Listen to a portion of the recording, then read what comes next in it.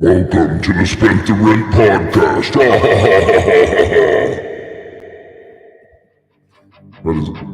That is out of control.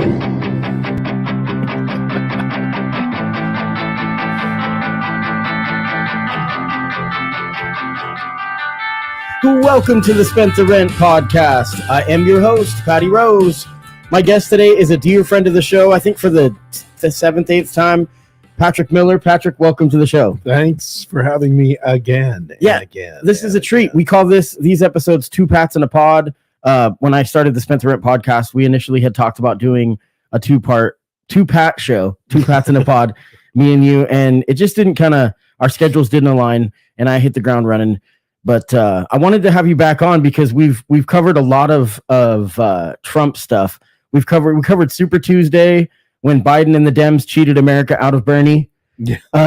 We covered so bitter. We covered so bitter. We covered the first impeachment and have had many critiques of the GOP neo-messiah, Trumpty Dumpty. Though this is primarily a local show, I wanted to have you back on to talk about the shit show of the national political nightmare that has been Donald Trump. That seems that it might be coming to an exciting climax. For the first time in history of our country, of the 246 years, this is the first time a former president and current candidate has been indicted on crimes. Early reports are saying as many as 30 charges. And yeah, what are your thoughts? Whew. Well, I mean, I'm wearing my By Dawn hat, which is something I didn't really get a chance to wear very much because right after I was, walking around with it, January 6th happened. I felt silly wearing a By Dawn hat at that point.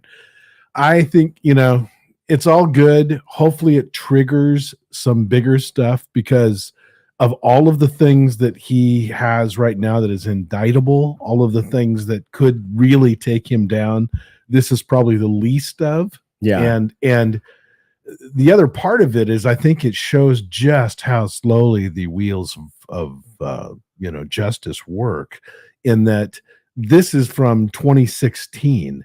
And the stuff that's really meaty, the stuff that's really juicy, the stuff that's probably going to take him down really in the long run is, I don't know how many months away. Yeah. This one is in New York, and this stems from hush money payments for a porn star, but I think it's much deeper than that. I think it's more about there's campaign finance reform or implications. Yeah. And then also I've heard reports that there's a second porn star too, and another payout around the same exact time.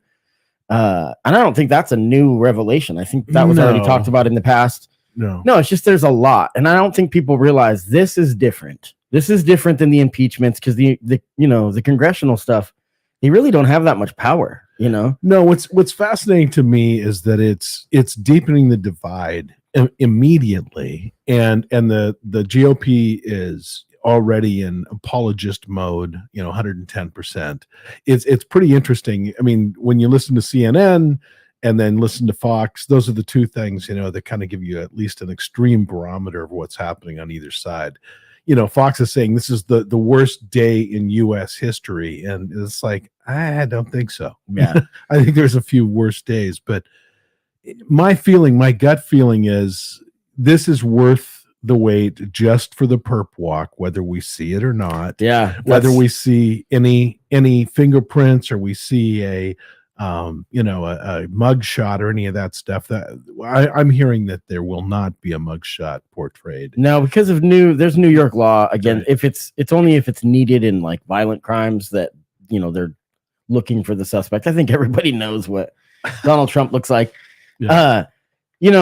There's a lot though that he's facing, and there's a lot of talk about the politics of this, which I think is ridiculous because I'm sure that it is. Part of it is happening for political reason. There's no two ways about it. But that being said, there's reasons that they looked into it in the beginning because there's actual crime there. Yeah. And the problem with that kind of sentiment, when people say like, well, they're only doing this for political reasons. I'm like, well, if they're not guilty of a crime, then they'll be fine. Right. And more importantly, the guy ran on, he ran for office based on, I'm going to make sure that this happens on some level. But is that political? I don't know, as much as it is just saying, look, we're all fed up with this guy sliding past over and over and over and over again. So, yeah. So the worry that this one, though, like you had said, this might not be the actual meat and potatoes of it all, because let me list. And these are just the major cases that he's facing. So these are just the major ones. There's a ton of stuff. I mean, I kind of dug a little bit today, and I was looking into, remember during the campaign, how there was like cities that were still suing his campaign? Right. I mean, there is so many layers to how many lawsuits are against him, because, back when he was campaigning, he would go to these towns and the city would have to ramp up security and all that kind of stuff. And then he would never compensate anyone for anything, which is because that's his MO. Yeah. So, okay. So this is the criminal indictment for business fraud stemming from hush payments made to a porn star in New York City. 30 plus charges is what they're saying. We'll find out Tuesday. There's also a civil suit against, the Trump industry, whatever it's called, Trump Inc. or whatever, in New York. By the city of New York. By the city of New York. Yeah. And then election fraud in Georgia. Right. And that one, I think, is actually where I don't see how you get. There's a smoking gun. There's the tape. Yeah. Then the January 6th stuff will be really interesting. Dare I say collusion? I mean, if they can prove that he colluded with the people that broke in, I think that there's, something watching from a macro level on all of this, what interests me most is not this case per se. This is more an entertainment. It's going to annoy Trump like all get out. He's going to lose his freaking mind, which I love. There's nothing wrong with that. But the real thing, when you step back, it's the DOJ, who is rounding up still hundreds of people from January 6th. Tons of these people are outwardly going on tape saying, we did this because Trump told us to. Right. We did, Michael Cohen spent, in time in jail. They say it's because he lied to Congress. No, it's because he was doing the same stuff that Trump asked him to do. Yeah, Paul Manafort as well. Exactly. So you're seeing tons and tons of people that have already served jail time for doing what Trump told them to do. So this is going to get, it will come back to that at some point. And I think that the thing I like most about the DOJ is that they are relentless in how tight they are and how many different circles they're throwing right now. This is like fun. It's almost a I think, he has a good chance of getting convicted. I think it's highly unlikely he'll do jail time. That's just my guess. Just on you're talking about just I'm talking about this case right now. Down the road, quite frankly, I'm more after watching his empire get shut down in New York, which has a very ardent possibility with that case. They're basically saying that the way that they would deal with that is to simply say that Trump organization cannot operate in New York City. Well, that's a big deal. Sure. That's a big deal. What I want to see and what I've been about from the beginning, this was never about Republican versus Democrat for me with Donald Trump. It was about that we're better than this. That he is. I was 8 years old watching Lifestyles of the Rich and Famous with Robin Leach. And I was like, that dude is a sleazeball. Yeah. Like that guy is a sleazeball. I was literally, and I'm not making a joke. Like I was 8 years old. Yeah. Just like, that guy gives me the heebie-jeebies. And I mean, as a little kid, that struggled, we were on food stamps. I'm like, why is there billionaires? Yeah. But that reminds me, I got to play. I'm going to play a clip from Bernie Sanders about that. Okay. His magic. This is a quote from Bernie Sanders. I want to talk about why there shouldn't be billionaires. Okay. We should have a progressive tax system which says to billionaires, you're going to pay your fair share of taxes. In my own view, to be honest with you, may sound radical. I don't think we need billionaires. You want to be rich? That's fine. Take good care of your family. Buy 5 homes, but you don't need 50 homes. Thank you. Yeah, that's it. You don't need 50 homes. Yeah. And as a little kid, I was watching Lifestyles of the Rich and Famous, and I remember it vividly thinking, this guy is a creepo, and what's going on with his hair? And that was when he still had most of it. And so here we are, fast forward when he started running. So it's never been about politics to me, just politics alone. Obviously, there's some policies that I've been vehemently against. You could argue that a DeSantis is more scary policy wise. Absolutely. You know, and that was what I said at the beginning. Yeah. Be careful what you wish for. Yeah. Yeah. I would rather, I mean, I'll be honest, and I've got friends that will now write me horrible letters, but it's like, I would rather run against Trump any day than DeSantis. It's just here's the difference. Donald Trump is a psychopath. He is a complete narcissist. He's lost his mind. I'm not even sure he knows what real is anymore. Yeah. I really don't. I mean, I think he's at that weird stage in this whole thing where he's like telling himself the same stories. You know, he thinks he believes it.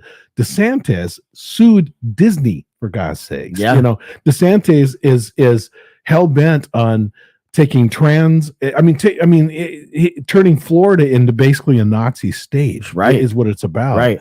And that's not overblown by saying that. No, not even like close. It's like it's the it's actions literally of the last 3 censorship. weeks. Yes, it's insane. Yeah. And having a teacher or an educator wife watch this from the sidelines and just be, we made a joke the other day. We had a function at her school, and I walked into the library. I said, "Oh, I'm here to check all the library books," and it was dead silent. Yeah, because they're like, I don't know. It wasn't funny. Yeah, because I mean, everybody's you can't make jokes anymore. No. But I mean, it was interesting to see how this played out because so I know that I don't believe in deep-rooted conspiracies. I don't believe in a deep state and all that stuff. But that being said, there's a saying that presidents aren't elected, they're selected, right? That they get put into that position by really, really powerful people with lots of money on either side. And then they hedge their bets, the Koch brothers and people like that. Sure. Right. So my instant thought when I see this was, have the Republicans decided that they're done with Donald Trump and they're like, you know what, we're not gonna, I mean, I don't think that's how this works. I think the DA is in good faith, but like for the people that are into conspiracy stuff, that has to be your instant thought. It's like, well, if there's a power that's bigger than just the two-party system. If that was the case, then half of Congress would be gone. I mean, the reality is, unfortunately, it's not that squeaky clean anymore. It really is the populace out of control, and Donald Trump leveraged the worst parts of humanity into common practice, and it made it okay to be a homophobe and a whatever. He's probably not. That's the thing that's ironic, is that I don't know that he's a homophobe or he's a anti-Semite or I think he's clueless. I think he's a power broker who only wants people who are sycophants around him. I mean, he does have a history of racism. There's no question. I think he's he's a certain generation that just I do think he's a homophobe. I think the thing is he's clueless. I mean, to have Kanye and Fuentes in the same room with him is cluelessness. That's not even, that's strictly, hey, I can get a few more votes. Right. I mean, that makes no sense. But now DeSantis is a scary dude in that he has cross-racial support. He has cross-generational support.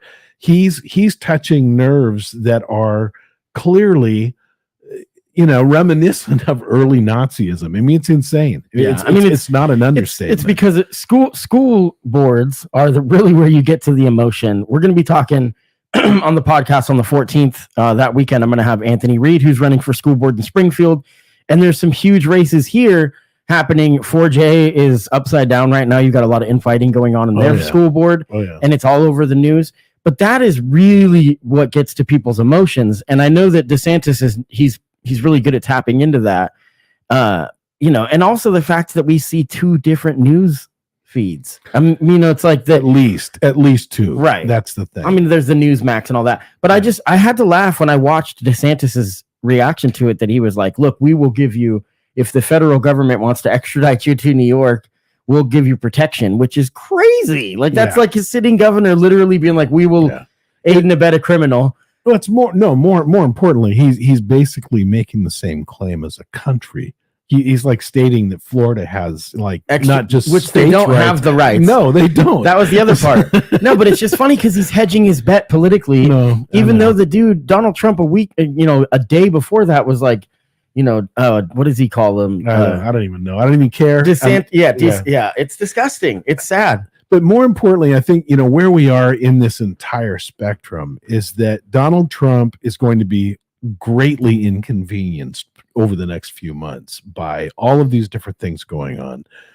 That's the least that will happen to him, is he'll be greatly inconvenienced. The problem is that there's enough hardcore Trumpites that are blindly following this guy for all the wrong reasons that are going to continue to, rattle their sabers and their ARs and talk about violence and talk about this and talk about that. I think that when we finally see him do the perp walk in New York and we see if there is a huge, January 6th part 2 type of thing that happens, we'll have a better indication of what's going on. I just don't know that side of the equation really is that mobilized at this point. Yeah, they're a little nervous about going to jail. I mean, that's the thing, is his biggest supporters. There's a lot of mobilization, though. There's a lot of stuff online, but yeah, it's probably a small number, so they can't really necessarily win an election. But like, they can't. January 6th was only a few 1,000 people, maybe 2,000. Was it that many? Even there was more than that as far as people that were in the Capitol. It was close to 2,000 by the end of the day. Going to Washington D.C. and seeing that up close, you realize it's not that big. It's all a lot smaller, and. Yeah, that was a very interesting thing. So now, I mean, as far as his supporters, I've made a point. I've tried to make a point. Maybe I'm not great about it. When I'm bashing Republicans, quote unquote, I'm usually talking about the elected officials. I'm not, the voters are going to do what they're going to do. And I believe in democracy. So I believe that the right or the stronger opinions will prevail. I truly do believe that. Maybe I'm naive, but this is where cranky old guy crops up here. So here's the problem I have, Patrick, is that right now Trump is doing exactly what he always does, whether he did it himself or whether it's the zeitgeist of Trump. He's sucking all the energy out of the world right now, and when you have Ukraine, you have the inability to protect kids in schools.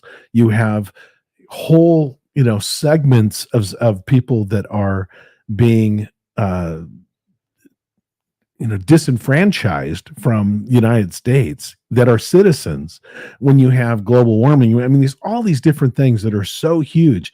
All of this is going on. Congress, in the 2 years now that we have been, in power, quote unquote, have done nothing.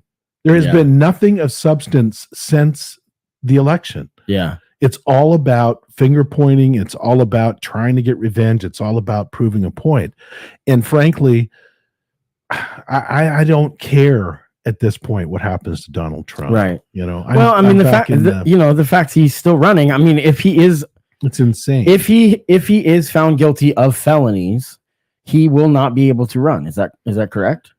I don't think he would have to be guilty, and he would have to be.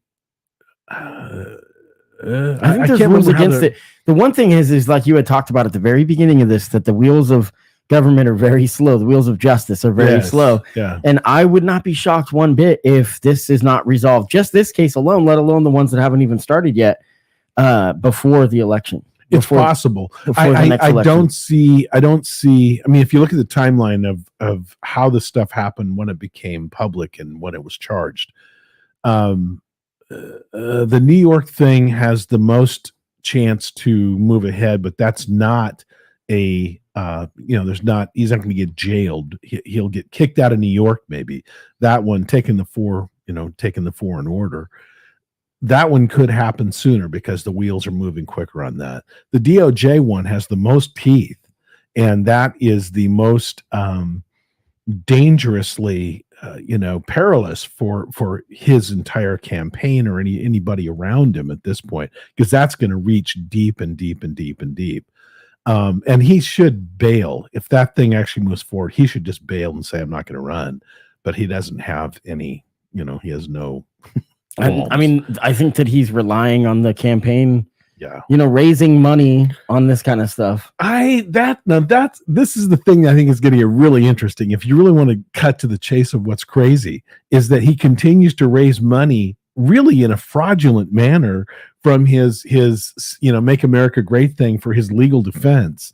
And that money, they've already proven, very rarely goes anywhere except not. all kinds of crazy places. So of course not. It's like digging deeper into the thing. The Georgia thing, that will have to get resolved before the next election, because they have to figure out their election mess they have there. That's a mess. Yeah. That place is a mess. So that's got potential. If he gets convicted, he'll have to actually be sentenced in the whole thing, I think, before that, he gets nullified. I just can't imagine, because they can.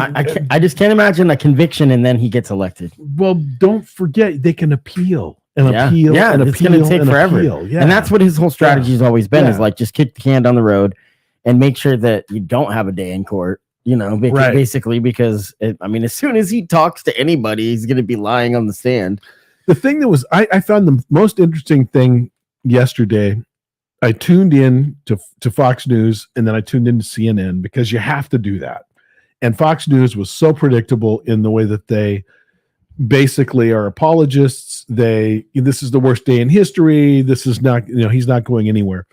CNN actually had Cohen and they had Pence on there, extended interviews with both.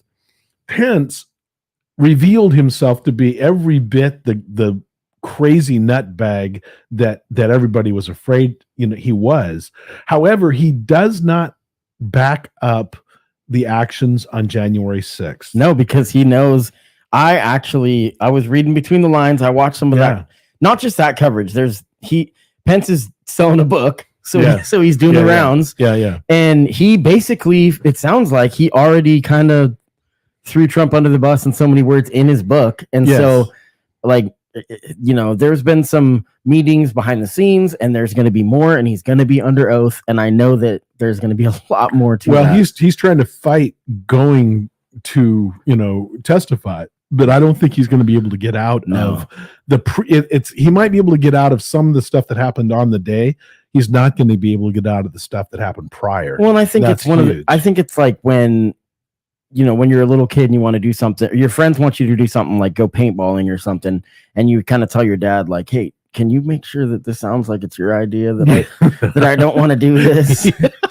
So I thought you were going to go into to Cheney. So then, in this, he's like, I don't want to have to testify, and I don't want to, but I'm not going to break the law. Yeah, but he is an unapologetic, right to life guy, and he doesn't want abortion to stand in any way, shape, or form. I mean, he said that repeatedly, to the point of, forget the 6-week thing that Florida's going after. He's like, he wants it all gone. Yeah. He wants it all gone. So that alone, I thought, was interesting for him to circle back into just how extreme he is on all cases. And the idea that he thinks he has a national platform, like that he's popular enough to, because the Trump people hate him. Yes, because he's a traitor to them. Right. He wouldn't break the the shaman. law. He was a traitor to the shaman. Yeah. And speaking of, what's QAnon up to? I don't. Is that still a thing? I mean, it is a thing, but it's more off the rails than it's ever been. They're really, if you really want to see what's going on in the crazy world, there's a couple of new news sources that basically all they talk about is vaccinations, and how people, they just came out and said, that if you had the vaccination, your left leg will fall off. We have evidential proof that your left leg will fall off. It's insane stuff. Yeah. But yeah, the Trump side of things has really lost all steam in the dark web. It's not popular anymore. And that's the thing. Yeah. Because it didn't come true. Sure. There were so many things that were predicted that were supposed to happen. And that's how it always is with Armageddon, doomsday, predictions and whatnot. Yeah. So I wanted to talk a little bit about ChatGPT and how that's going to be really scary for the fake news type stuff too, because you can make stuff look like medical, and you can make it say anything you want. Like it doesn't, people think that it just spits truth. That's not how it works. I had news for you. If you want me to be rattled about something as a cranky old man, it's AI. Yeah. That stuff, when they did the test with the New York Times and the Washington Post, I was terrified because, I mean, as you know, I ran big servers for years and years and years and years. We know how many intrusions that you try and get on any given day from Russia, from China, from whatever. It's an ongoing thing. It's real. It's not fake. Yeah. TikTok is insanely should be shut down. Yeah. Anyway, bottom line is, so much of our infrastructure is run by bad computers, hackable computers. And when you start getting into AI, they're talking about turning over AI into basic, easy, things to eliminate the need for humans in certain different this and that. I'm sorry. That thing with New York Times, it was like 10 minutes in, the guy was talking about stealing nuclear codes. Yeah. I've been making some funny little things with just using the elementary early stages of AI, talk to text stuff. I made one with Ann Coulter. I thought that you would appreciate it. So we're going to play that. I don't like the Spent the Rent podcast, but maybe you do. Either way, if you donate to the podcast, it will continue to grow. I'm a monster who should never be replicated, as one of me was already too much. This artificial intelligence stuff should scare all of us. It will take over the world. I'm not even kidding. Wow. Yeah.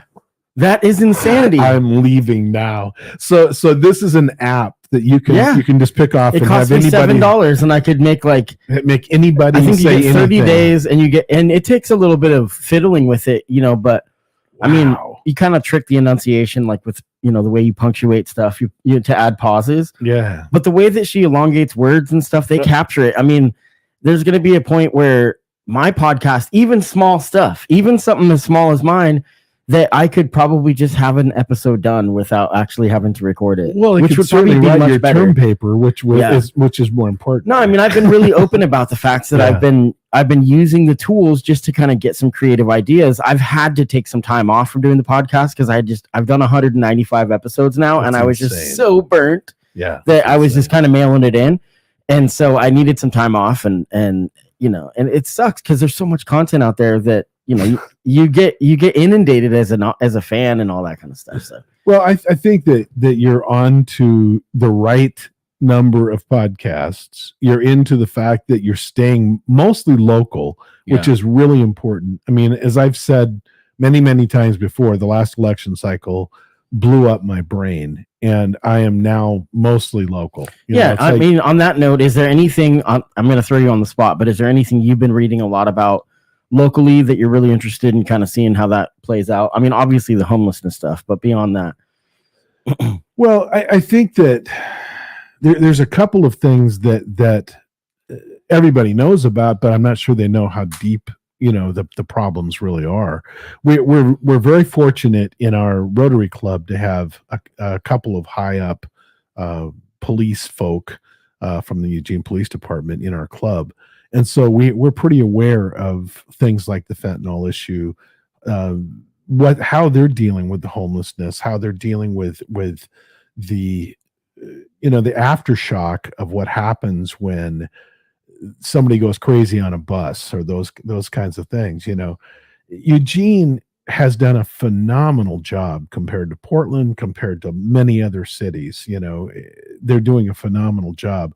Locally, the biggest problem we see that we're going to start dealing with when we relaunch Shop Local 541 and some of these other kinds of things that are going back to normal on some level, is that Eugene really hasn't gone back to normal yet. It's still struggling a great deal with commerce. It's struggling a great deal with just getting normal on nightlife, getting normal on all those kinds of things. And so I think that what we're going to be doing over the next few months is going to be really critical to try and, get back to normal. Well, and I mean, I work on campus on 13th between, right. I work on Alder, as you know. Mm-hmm. And so it's all under construction. It's kind of big city stuff, because now that I've been traveling a little bit around the world, I mean, mostly I went to the East Coast twice, went to Ireland, that you see scaffolding everywhere and there's tarps everywhere. And it's construction everywhere, and that's kind of what Eugene looks like. And it's interesting because,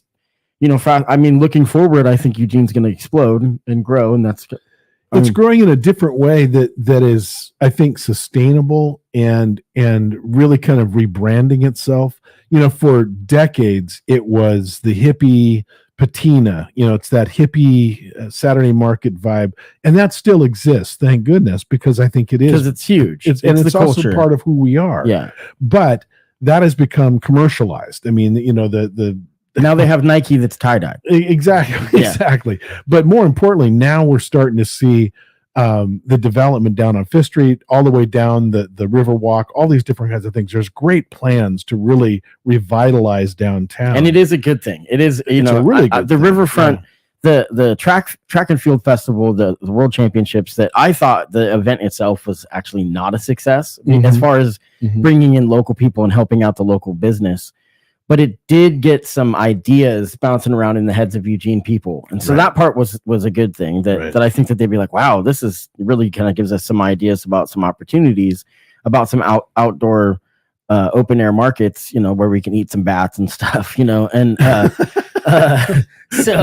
no, but you know, I remember, so speaking of COVID, back right before you came on the podcast in March of 2020, and we were talking about this little stupid COVID thing, and you're like, we'll be out of work for a couple weeks and then we'll be fine. What was I wrong? And then, oh my God. So yeah, I've had to take down a whole bunch of semi-humorous videos that I did at the time.